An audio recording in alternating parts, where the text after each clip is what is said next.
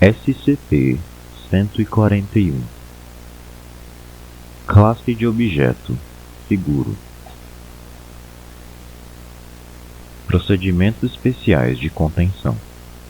Quando não estiver sendo utilizado, SCP-141 deve ser armazenado em um cofre trancado na Área 76. O acesso a este cofre requer autorização de segurança de nível 3 ou superior e uma autorização por escrito para o uso de SCP-141. Quando o SCP-141 estiver em uso, seja para a implementação de objetivos da Fundação, seja por motivos de pesquisa, o objeto deve ser mantido constantemente sob a posse do pesquisador designado. A falta de observância a esta regra e a localização/posse de SCP-141 será punida com uma advertência grave. Embora o perigo que SCP-141 represente para a Fundação seja limitado, o objeto ainda pode ser considerado um alvo tentador para alguns grupos subversivos e usuários oportunistas. Por este motivo, SCP-141 não deve ser retirado de seu armazenamento por período maior que uma semana por vez. Descrição: SCP-141 é um pequeno tomo com capa de couro datado da época dos antigos romanos, facilmente portátil, sendo possível carregá-lo com uma mão. Apesar de sua idade avançada, o objeto nunca adquire qualquer sinal de envelhecimento ou uso além de sua capa envelhecida. Suas páginas de papiro são sempre nítidas e, de acordo com os testes, são resistentes a rasgos e tentativas de arrancar do resto do livro. Todas as tentativas de datação de carbono fracassaram.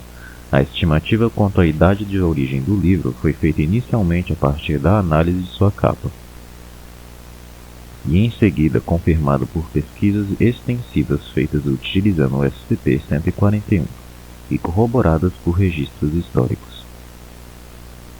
Seu título é aparentemente Codex Damnatio, baseado no texto escrito na lateral do objeto.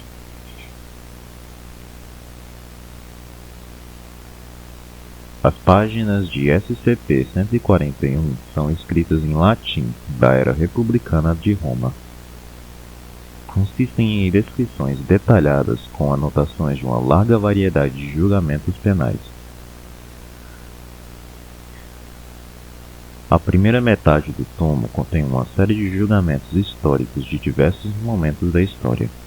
O mais antigo parece ser sobre proibições feitas durante o final da República Romana, enquanto o caso mais recente se trata de dados redigidos, ocorrido em 2020.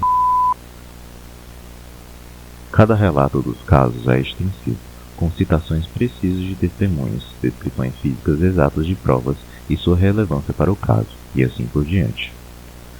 O tomo, na verdade, contém muito mais casos do que suas 150 páginas seriam capazes de conter.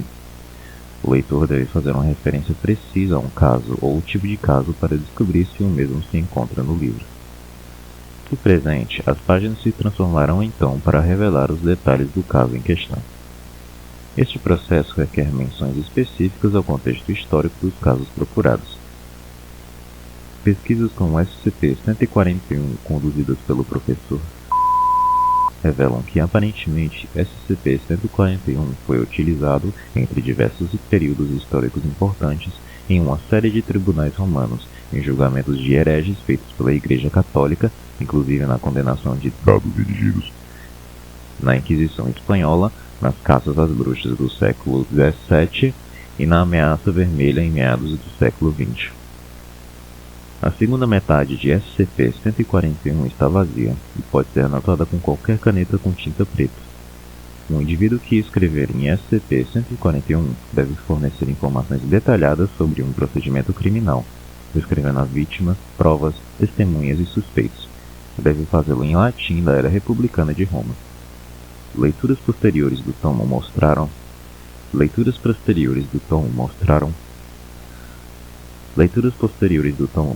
os casos anotados, transferidos para a primeira metade do livro, escrito com a mesma caligrafia que os demais, com uma letra muito precisa e cuidadosa.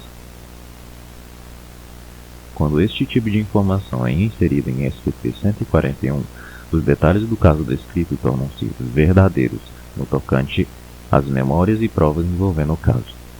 As memórias e relatos das testemunhas envolvidas corresponderão àquelas descritas em SCP-141. Provas falsas surgem de acordo com suas descrições, geralmente aparecendo no tribunal ou na cena do crime, onde podem ser facilmente encontradas. Este processo foi capaz de criar, até o momento, armas do crime, pistas deixadas pelo réu, como fluidos corporais ou impressões digitais, objetos roubados e documentos incriminatórios. SCP-141 parece ser capaz de provocar atos criminosos que não teriam ocorrido normalmente, embora este processo requeira descrições e anotações ainda mais precisas dos fatos e dos envolvidos. A parte culpada especificada por SCP-141 pode também ter implementado em si uma memória falsa, correspondente aos fatos descritos em SCP-141.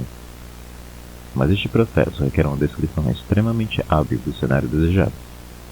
Estas memórias não são capazes de substituir outras reais, mas parecem possuir importância semelhante à de memórias verdadeiras. Cautela deve ser utilizada por usuários do objeto para garantir que haja o mínimo possível de brechas na descrição. As falsificações feitas por SCP-141 são capazes de iludir praticamente qualquer exame, mas serão somente reproduções precisas das memórias e provas descritas no objeto. Mesmo capazes de influenciar juízes e jurados contra os réus, este processo não é infalível. Ainda assim, se utilizado devidamente, SCP-141 é capaz de garantir uma condenação com certeza quase absoluta. Mesmo em casos de inocência, os indivíduos culpados ainda serão ostracizados e vistos como culpados pelas testemunhas e autoridades policiais influenciadas pelo objeto, que podem, em algum caso, Dados redigidos. Adendo. SCP-141-A. Estão sendo realizados testes para determinar se SCP-141 é capaz de exonerar um réu inocente, condenado erroneamente, e se alterar a descrição do resultado durante o julgamento provoca algum efeito. Está pendente autorização para utilizar SCP-141 em um julgamento teste. Adendo. SCP-141-P. Após dados redigidos, todos os testes envolvendo audiências disciplinares ou envolvendo membros da Fundação fora funcionários classe D foram proibidos por O5. A violação deste novo protocolo de segurança será punida severamente. Fim do arquivo.